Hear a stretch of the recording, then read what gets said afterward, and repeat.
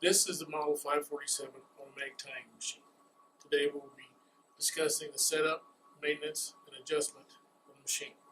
We'll start off with the power supply, 110.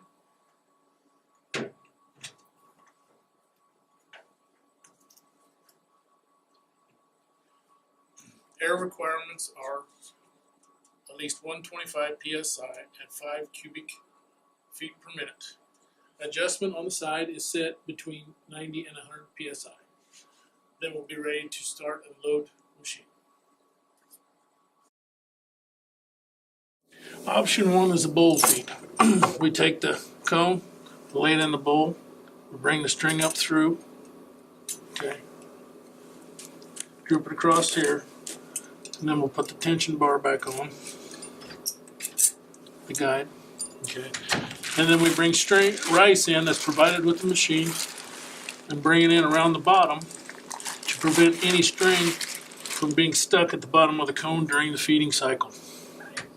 Option 2 for string would be to lay it out on the tree and put your cone at the very end in line with the tensioner. Go ahead and remove your bar and string the tube through the tensioner.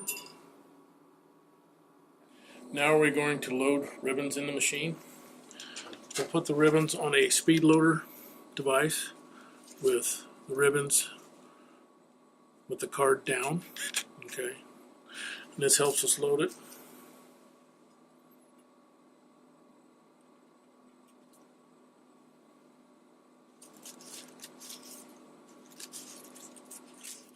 Put the elevator back up. Then we'll put the string in the feed tube. Put the vacuum supply. We'll activate the vacuum. Go ahead and apply the string.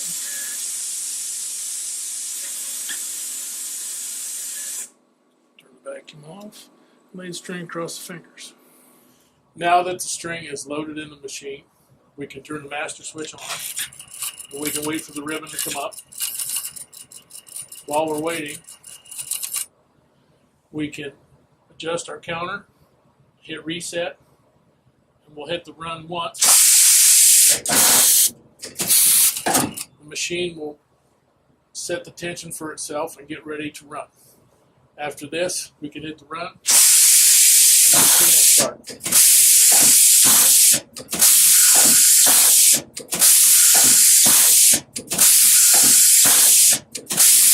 As the machine is running, we can check adjustment of the strippers, which go through and separate the ribbons and or card for easier single pickup. Okay, these come in different configurations. The air blowers can be adjusted for card or ribbon separation during the pickup also. We can check tension of the string and make sure it is proper, having adjustment down at the adjustment bar for a proper tie and swing of ribbon or card into the chute. We can have adjustment of the chutes for an easy landing at the end. For demonstration purposes, we're going to load some cards in.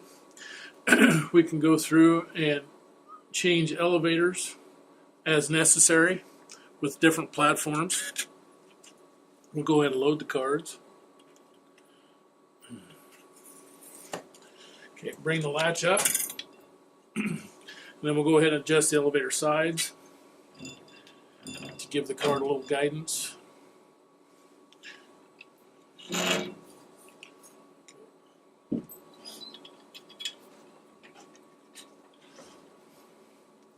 We'll go ahead and switch the machine on. That'll bring the elevator up. We'll go ahead and bring the string up through and across the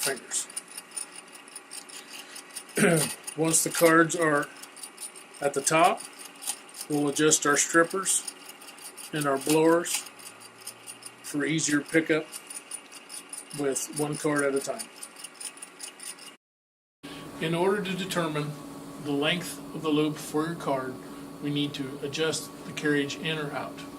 We first unloosen the lock bolt at the bottom of the carriage and then we can take the crank and crank it in or out depending upon the length. The closer the carriage is to the fingers, the longer the loop. The farther away, the shorter the loop.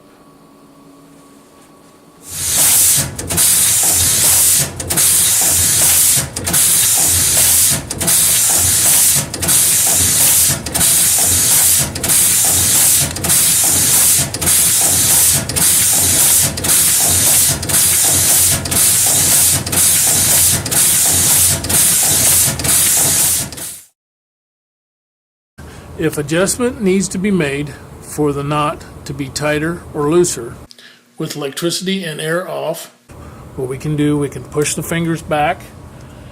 Grabbing the chain in the back, we can rotate the bracket up, take the Allen wrench,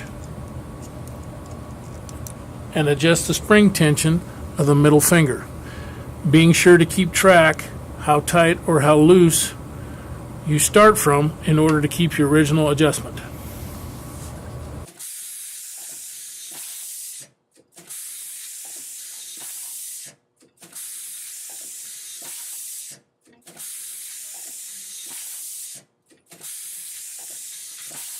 Part of the daily maintenance is checking the oiling system just past the regulator. You can, as the machine's running, you should have one drip for every 10 cycles of the machine. This can be adjusted by a screw for either more or less oil.